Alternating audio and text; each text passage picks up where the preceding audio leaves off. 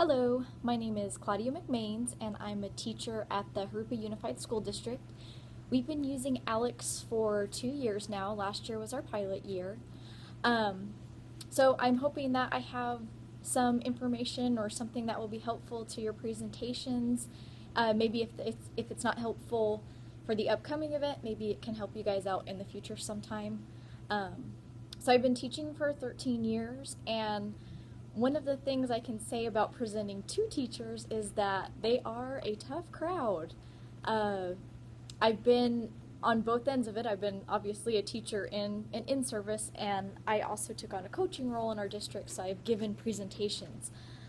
One of the things that I think is kind of funny is that teachers always want to know a few things when somebody's presenting to them. You know, what do they teach? What kind of students do they have?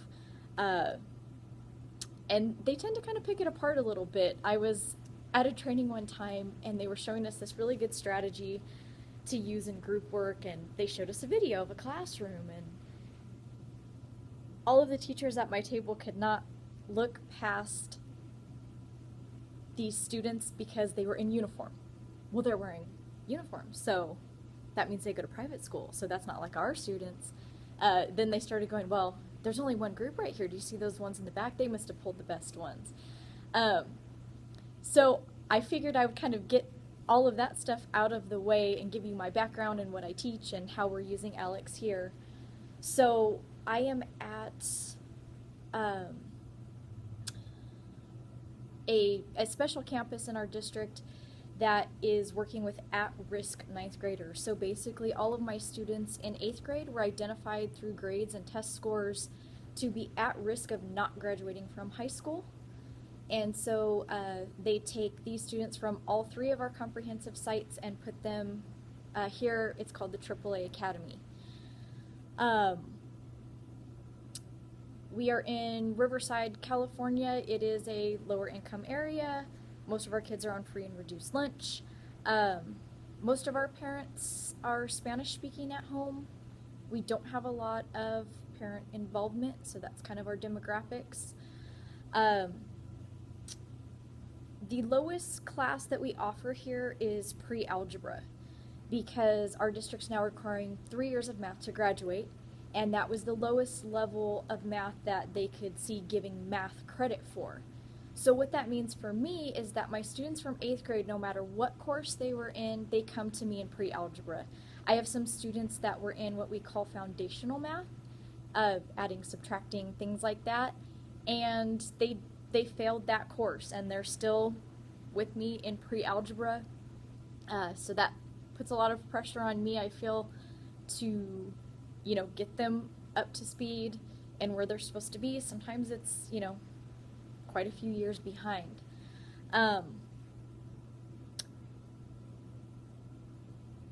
What this also means is I have a lot of behavior issues in my classroom. And I attribute this to a few things. Most of them have not been successful in math, so they really lack the motivation to engage in the math and work on it. I also have a lot of behavior issues because my range of students is so big. So, like I said, I have these students that haven't passed foundational math, and then I have some other students that are pretty much where they're, supposed to be. So what I found is that when I tailor my lessons to meet the needs of the kids that are really far behind, my kids that are a little bit more advanced, they start acting up. When I tailor my lesson to meet the needs of the kids that are more advanced, my students are behind, they start acting up. One of the things that our district has implemented that's really good is that they do all have Chromebooks. We offer a cheaper Wi-Fi for them at home, but they don't all purchase it.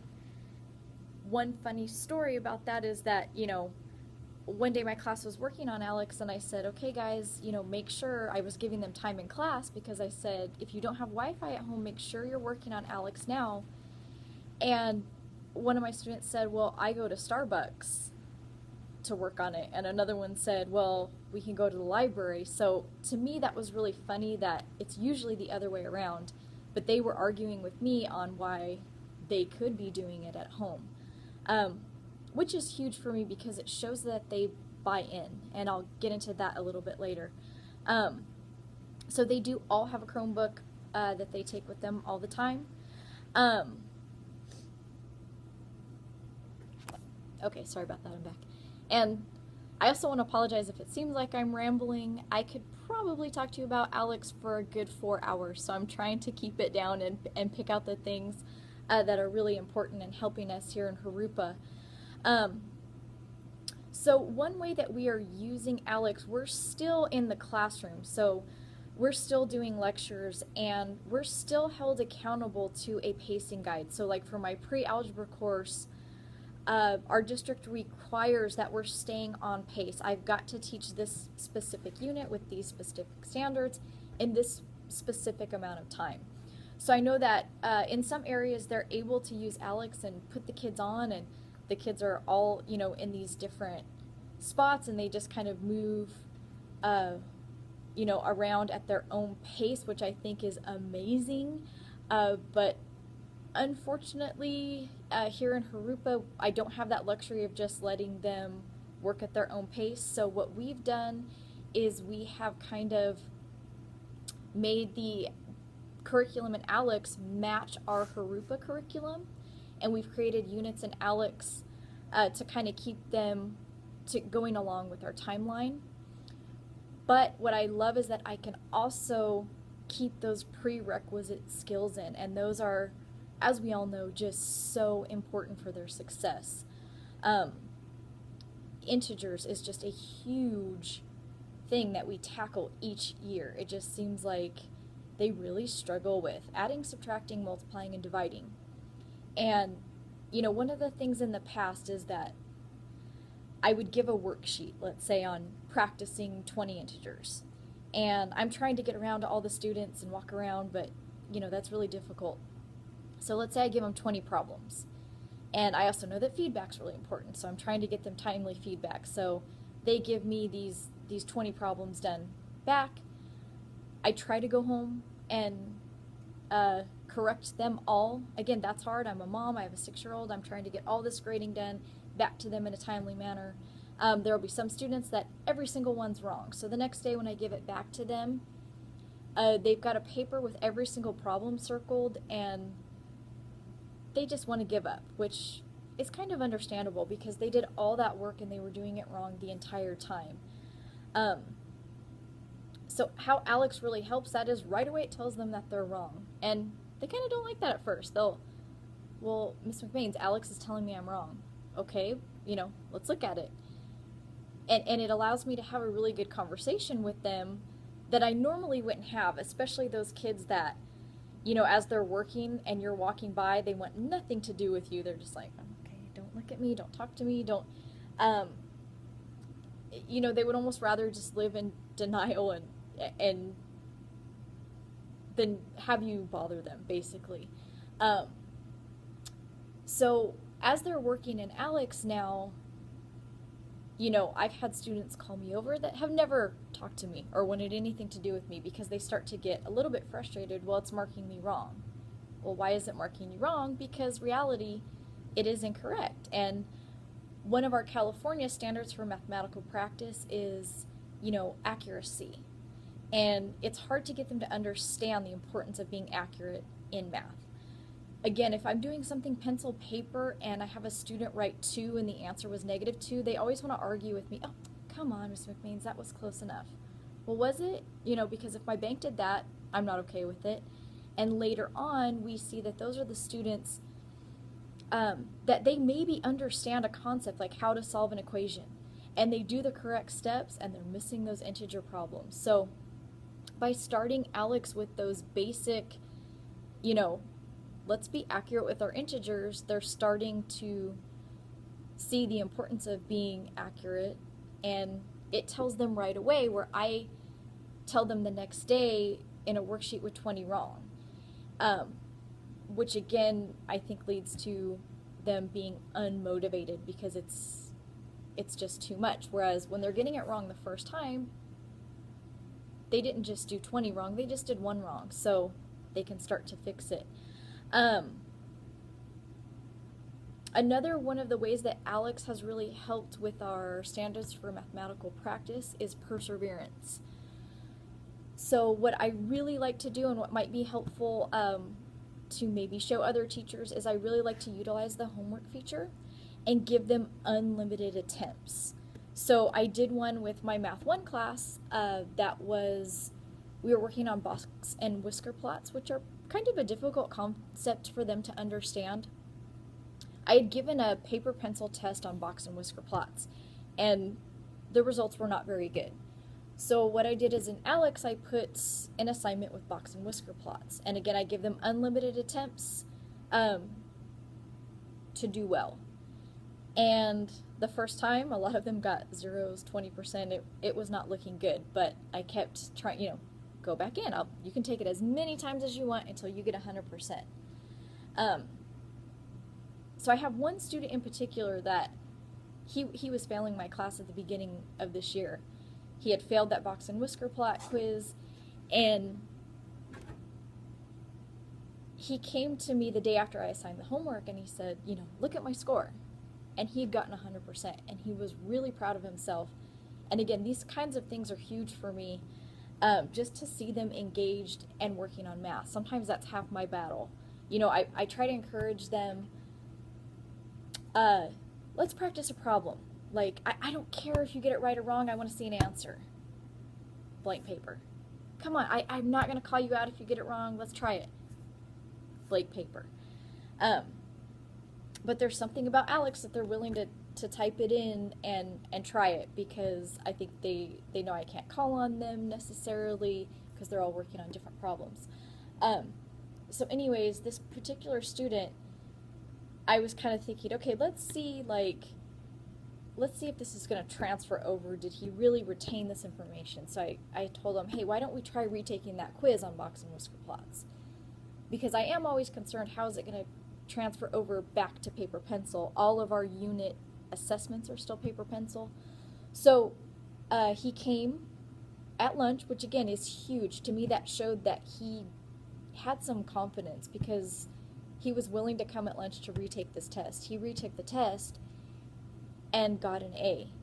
And again, these small victories are just huge for me and for these kids that they just struggle so much with the motivation, the confidence. And again, sorry, I'm kind of all over the place. I was trying to make something for you guys kind of last minute. One of the things, again, I'll see in the classroom, and again, these are high school students that, you know how high school students are. So as they're working on Alex now, I'll have students go, hey, Mr. McBaines, look. And it'll be, the banner that says they got something right. And it's just those little rewards, I think, that are helping them see, what they can do this. One of the other things that's really been helpful for us is the feature to switch it to Spanish. For our parents at home, I tell them, show your parents what you're working on, and hit that translate to Spanish interface, and the parents can see what they're working on, so that's great. One of the other things that we've battled a lot in the past few years, it seems like, is getting the students to work on homework. It just has really been like pulling teeth. And it's been kind of across the board in our district, because I'll be at a math department meeting and the teachers all keep saying this, they're not doing their homework. They don't want to work on homework. Since we've been implementing Alex, it just amazes me that these students will go home and work on it. Just a couple nights ago, I was kind of sitting there on my phone, and I thought, I'm just going to log on to Alex and see if anybody's on. And keep in mind, we get out at 3:45. We have kind of a late day. So this was about 6, 7 o'clock at night, and I just picked a random class, and I had 4 students on. And again, that to me is just very telling that they see value in it and they're buying into it. Was every single one of them on? No, but again, 4 people on Alex, and I didn't assign a homework, this is just them working on their topics, is just absolutely huge. Oh, and one other thing I should mention, our class sizes. Teachers always want to know that. My biggest class is 28. My smallest class is 21. So my class of 28, it is, a bigger class, but Alex still works really well. I like to go to the back of the room, see their screens. I can, it's very obvious what Alex looks like, so if I go to the back of the room, I can say, hey, why are you playing a game instead of Alex? They'll click right back on. I like to kind of freak them out sometimes. I'll be at my desk pretending I'm taking roll, but really I'm seeing, who's actually in Alex. So the students start to see that they can't really trick the system. And that's another thing. Our district has tried other programs online, and the kids always figure out the way to trick the system. If it's multiple choice, forget about it. They're going to realize that they can go through, click A for everything, go through again, get the wrong ones, click B, things like that. Whereas with Alex, they can't trick the system. It's never the same problem. They're all working on different problems. They've got to have an actual answer. One of the other things that's really going to help our students, I think, is for California, they're taking the state testing online now. So I feel like my students are at an advantage because they're learning how to use those tools, how it has them do the box plots and graphing and utilizing all of those features. So I hope some of this information is helpful. Sorry I talked at you for a really long time, which is probably kind of boring, but I kind of wanted to get out how we're using Alex with our intervention students and just the success that we're seeing and the engagement that we're seeing. And I hope that this helps you out and wasn't too long. If there's anything that you want me to put together, I will try to get some videos, pictures of students working on Alex, sample assignments, anything like that that would be useful. Just let me know. Sorry, a few other things. I think I told you a lot of the challenges I face in the classroom, but not how Alex has helped me overcome those challenges. So Alex really has helped me manage my classroom behavior because I've got students that are able to work ahead. If they don't need help with integers, they're not having to work on them. They've already proved in the system that they can do it, and so they're able to move on to topics that are at their level, which is great. My students that are struggling are able to take the time to work on the integers. All of the reports are really helpful. I'm always looking at the classroom reports to see, okay, who's not getting a lot done, who's struggling, who's stuck in a certain topic. I use the reports to tell me what is most of the class ready to learn. And again, that's something that I think a lot of teachers can benefit from. It's, I'm not even having to grade all these papers to figure out. I basically click a button and it says my students are ready to move on to graphing. So that really helps me plan. Talking about time-wise, like I said, I have a son at home. It's really hard to manage my time and collect all this paperwork, but by using the Alex assignments through the homework or a quiz, I'm able to, the students get it graded immediately, I get it graded immediately, I can immediately put it into my grade book. It saves me so much time, so much paperwork. My students that are constantly losing paperwork with Alex, they don't have to worry about it. It's saved for them, it's in there, it's not going anywhere. Feedback for me, so I have data for my data teams or anything I need ready for me so quickly, and all of these conveniences just help me so much. The biggest thing for me with Alex though is that I'm seeing students buy into doing math. They're doing math successfully, and these are students that normally were not. They weren't participating. They weren't seeing success, and thanks to this program, they're seeing success in themselves, and I really see them becoming the math students that I know they can be, and they're starting to see that they can do it, and it's transferring into so many other areas when I am lecturing, when I am teaching. They're just doing so amazingly, and like I said, to have students working on something at home, for us is huge because it's showing that they see value in it. So again, I hope this helps, and anything I can do, let me know. Thanks.